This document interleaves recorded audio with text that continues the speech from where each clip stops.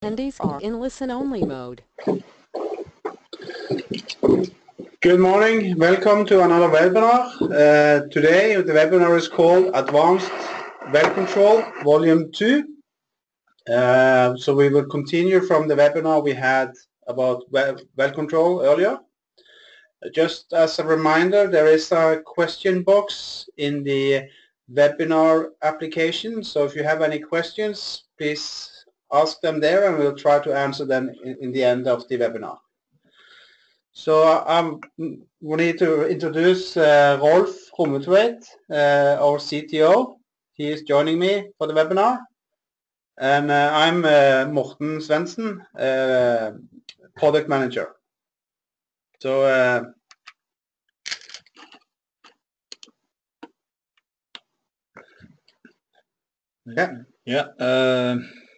hello and good morning or good day to you. I'm Rolf Rommetveit, and here we see the contents of our webinar today. We will first give you a background, also telling you a little bit about what we went through last time. Then we'll discuss drill kick, swab kick, the concept of kill tolerance, and then dive a little bit into the various kill methods which are at choice in a well control situation. Circulating out the kick will be the last part, and finally we will discuss operational well control support. The presentations or the webinar today will be a mixture of presentations and also simulations illustrating the different points. In eDrilling we have a long track record within well control. We have a long experience in technology developments with the focus on the development of a kick to understand and describe and model this, especially focusing also on the most complex types of kicks in oil-based drilling modes. We have participated in a number of large-scale well experiments studying kicks in real wells, and also a lot of laboratory tests in order to verify models which are an integral part of gas kick and well control modeling. And we have used all this knowledge in cooperation with our partner Syntef to develop modeling and simulators. We have built an integrated life cycle simulation system integrating planning, training, forecasting and real-time monitoring support, and well and pressure control is a part of this. We've also been doing and participated in numerous studies on real well control cases. In our first well control webinar, we went more into the basics. We discussed the physics of well control modeling, and also we performed a number of well control simulations to illustrate the more fundamental concepts. For instance, the various influx types, the effects of type of drilling fluid you're using. Looked at the gas migration in water-based mud and how gas migration stops in oil-based mud. We also looked at rapid flashing of dissolved gas, which is a specific risk element in oil-based mud.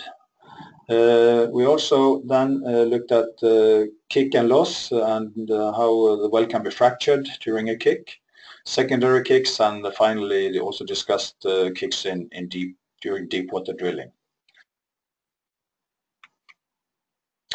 As I mentioned, we have developed a simulation system from dealing with the whole life cycle of drilling, planning, simulation both for engineering and training, and also real-time simulation as a basis for monitoring. And well control is only a part of this. We also have do real-time modeling within torque and drag, pressures, rate of penetration, and we can also link pore pressure and wellbore stability into this.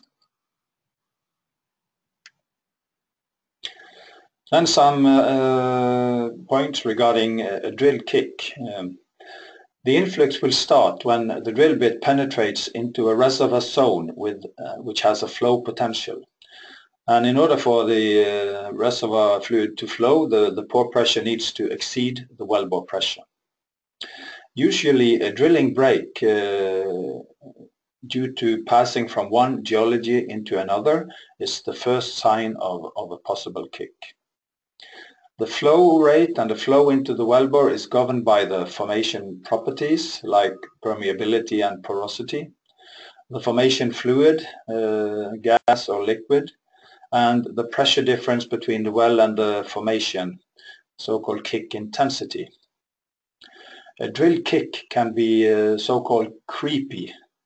It can be very difficult to detect if the flow rate initially is quite low. And also, if gas dissolves in oil-based mud, this will limit the gain and also delay the gas expansion.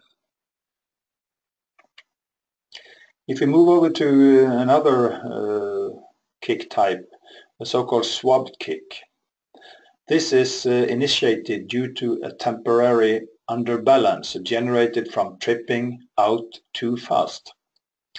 However, also negative pressure waves generated during tripping into the well may also initiate a kick.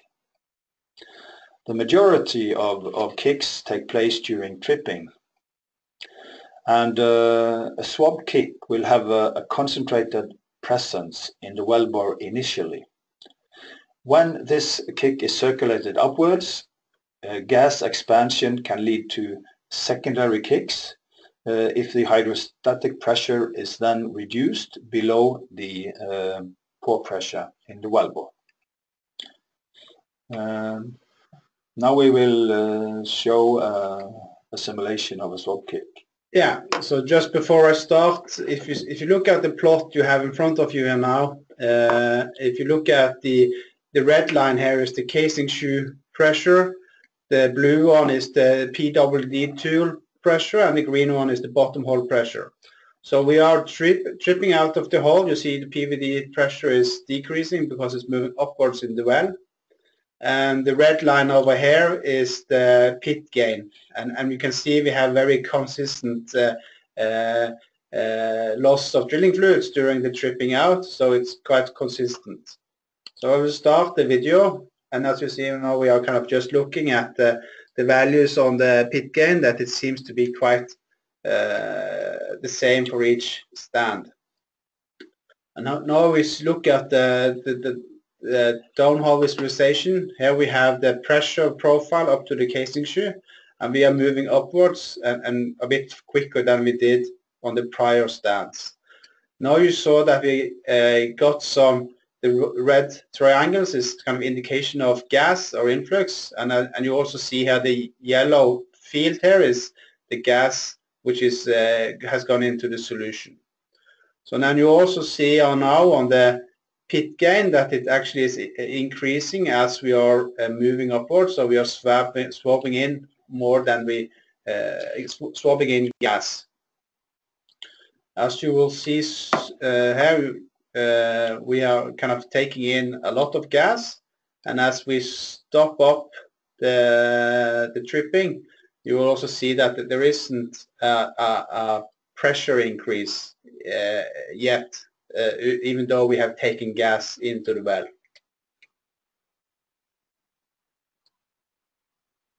So you also see that the pit gain, it stopped as we stopped the tripping. So we have kind of we gained while tripping, and now we are kind of stabilized again. So the gas has also gone into the solution of the drilling mud, so it's quite stable. We have of course swabbed a lot to make it very visible that you get the influx there, and now we continue to do another stand tripping out just to show even clearer that we are swabbing in. As you see now, we are now moving even. If you look at the hook loads there, you can see the rate that we did the tripping earlier. It's quite consequent. Now we did it a lot quicker than we did on the former one, and now we are going to do it just as quick as the last one.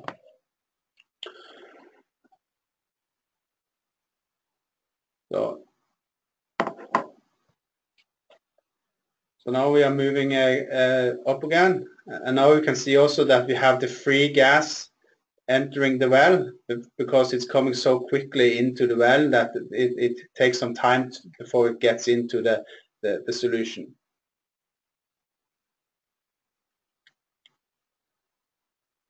Yeah, I think maybe we can just go to the next slide.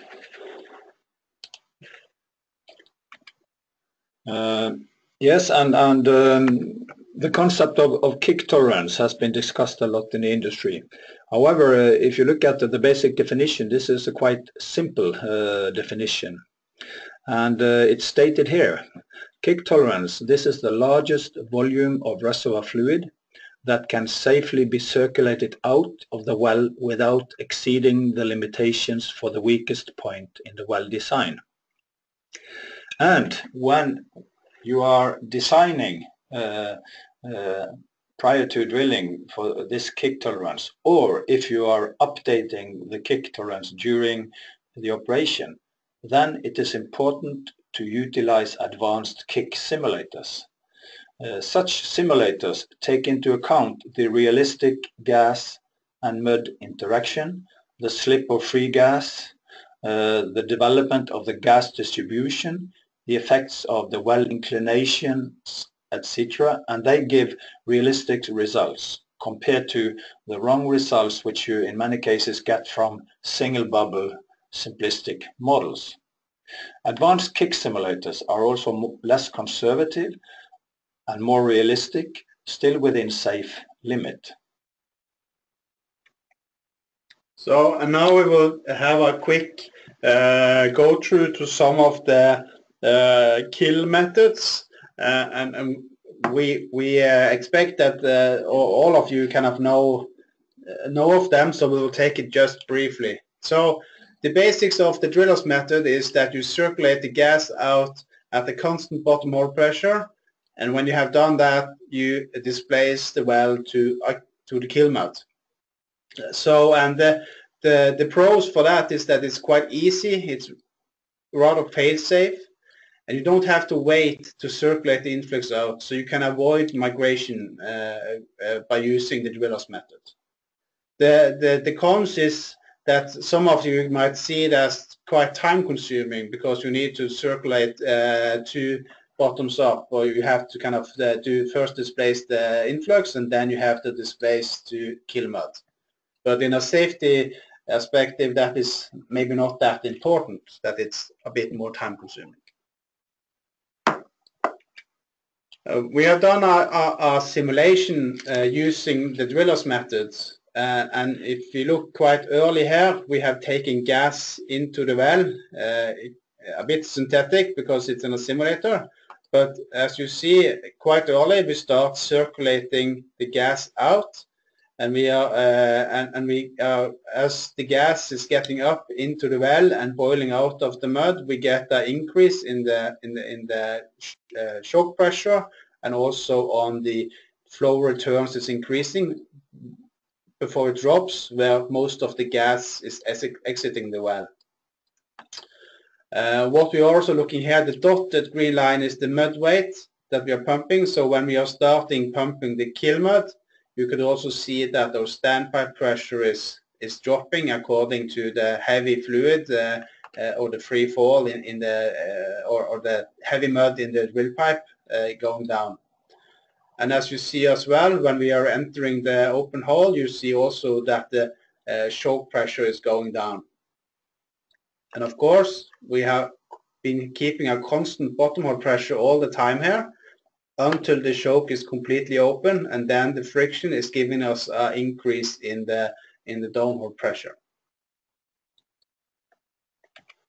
So then we have the weight and weight method, where we are, after we have taken the influx, we have to weigh up the mud under to kill mud, and we also have to calculate the standpipe pressures to keep while pumping the heavy mud down the drill string. But the good thing here is that you circulate the kill mud and displace the gas at the same time, keeping a constant bottom hole pressure. And the pros for this, that it's rather easy and you only have one circulation cycle. The cons is that it actually requires the operator to calculate the pump pressure schedule prior to the operation. And while doing the weighing up of the kill mud and doing all the calculations, there is a risk of that you can have a very high gas migration while waiting before you start doing the kill. So we have also done a simulation on that. But of course, we do all the calculations automatically, so we don't wait for the calculations to do before we start pumping the kill mud. So this is this exact same influx that in the last example and the same well, but here we started pumping the kill mud right away. And here you see that after you have built up your standpipe pressure, you will have the pump schedule with your standpipe pressure going down as the kill mud is going down the drill string. And the same as before, this is it's another scale than the other one. So here you see that your gas is getting out of the well, and you get the same increase on your choke pressure and also on your flow return while this is happening. And you also have your drop on the choke pressure afterwards with the increase on your bottom hole pressure. So, and there have been some discussions earlier that it's better to run a weight and weight because you have less pressure on the casing shoe when doing it, and that might be true in some situations, but when we compare these two simulations, we had pretty much the same casing shoe pressure all the time on both examples. Then we have the bullheading, and this is kind of a method you can use when your bit is not below the gas. So and if there is no migration as well, you need to kind of get rid of the gas some way. If you don't can't strip in and get it out. So what you do here is that you pump against a closed well to push the gas back into the formation. And this is also rather easy and doesn't require too much of planning. But on the bad side, it can lead to a high pressure on the tubing, casing, and casing shoe. And there's a high risk of damaging the reservoir.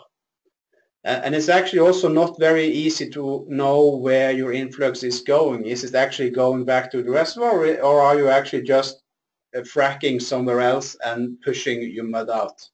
So it's kind of a working in the darkness situation. And we have also done a bullheading simulations there, and it's the same setup as we had before. We have gas here in the well that we already had taken in, and we have closed the well. So in a very short time we are going to start pumping, and in this we are pumping down the drill string and also down into the annulus. Now we have started pumping. You see we have a increase on standpipe pressure and also on the bottom hole pressure. And as the pressure at the bottom hole is increasing, we see that we are getting some movement on the influx downwards back into the formation. So it's moving downwards now. What we will see in just a second is that we are increasing the flow rate again to get even a quicker transport, because it's not that quick to push it back.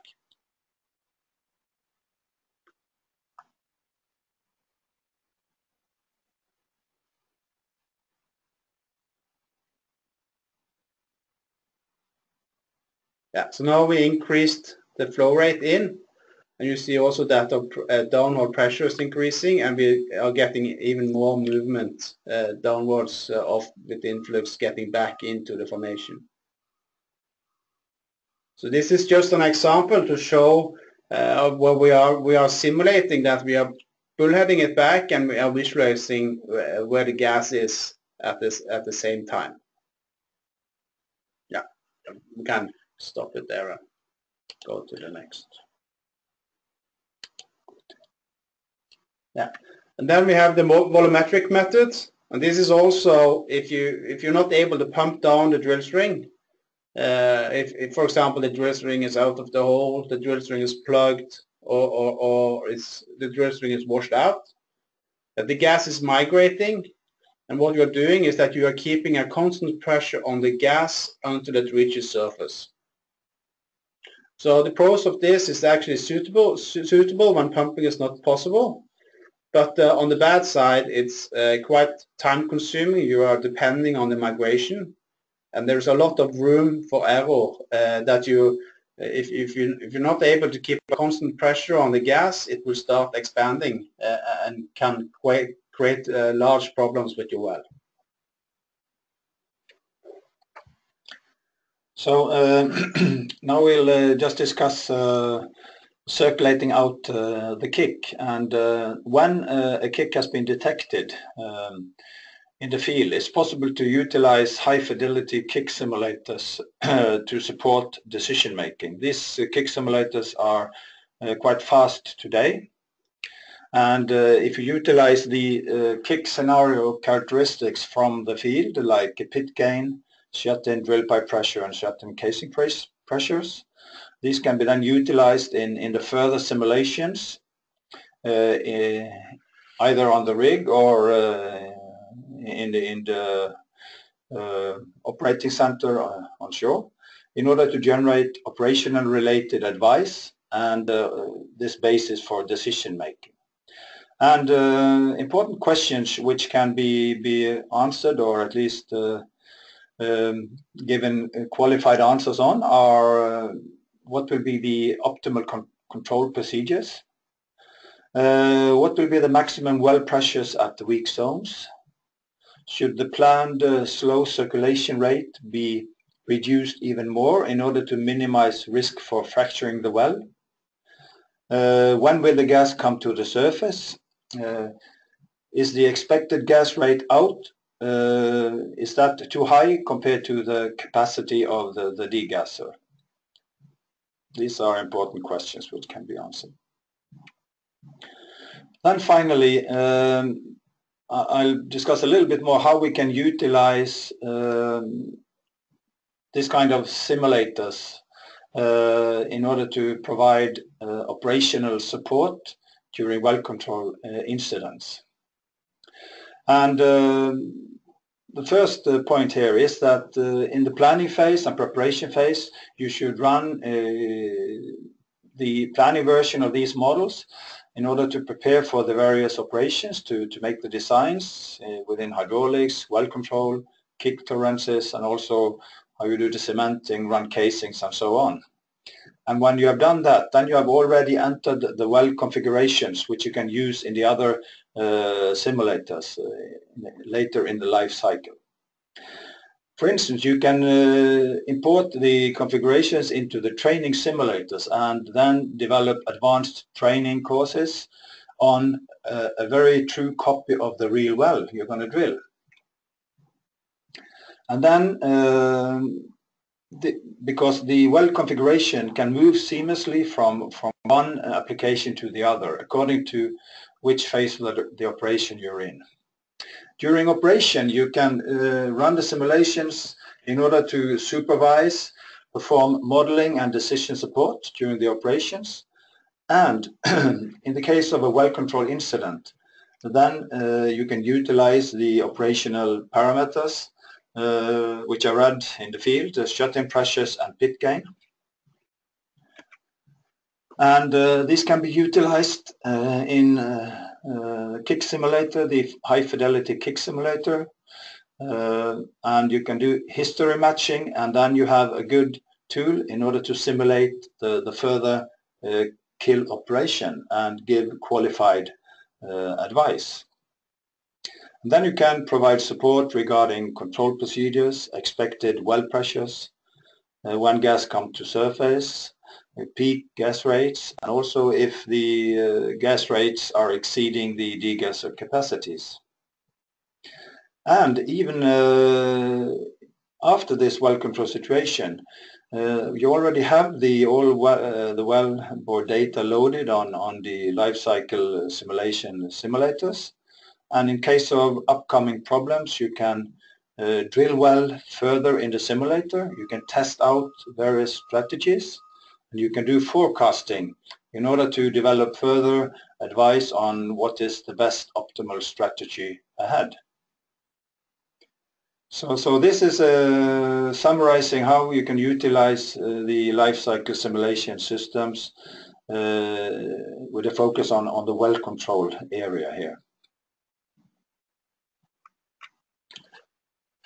Yes, and now we have a couple of minutes for questions. We have a video that we were thinking about playing in the background while we did questions, and this is from ERD influx simulation that we did. So just to kind of a short explanation, the blue triangle here is the drilling mud. It's just pointing where it is at the bit. And the green ones that you see up here are small kind of parts of influxes that we have got while drilling. So any questions? And yeah, we have one here.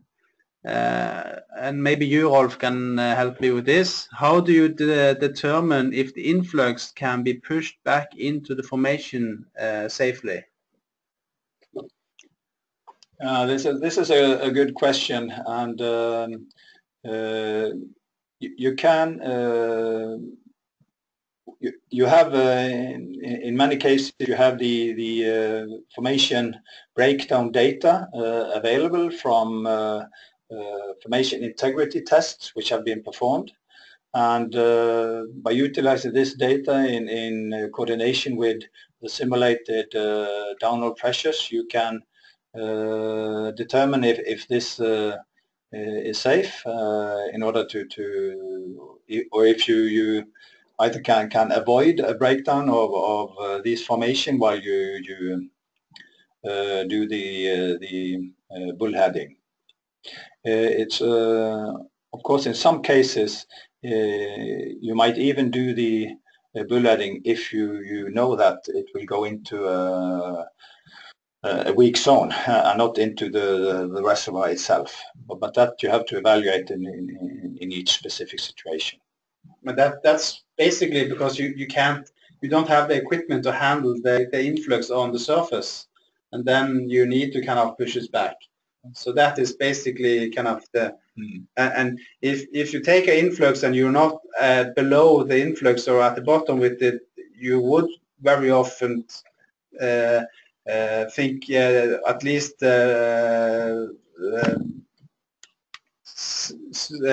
think about stripping in instead and circulate the influx out, or use the volumetric method.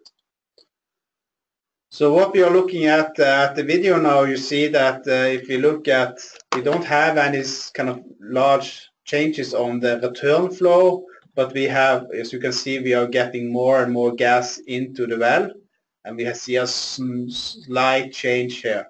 But this is an oil-based mud, so it's kind of taking the gas into the solution and handling the influx.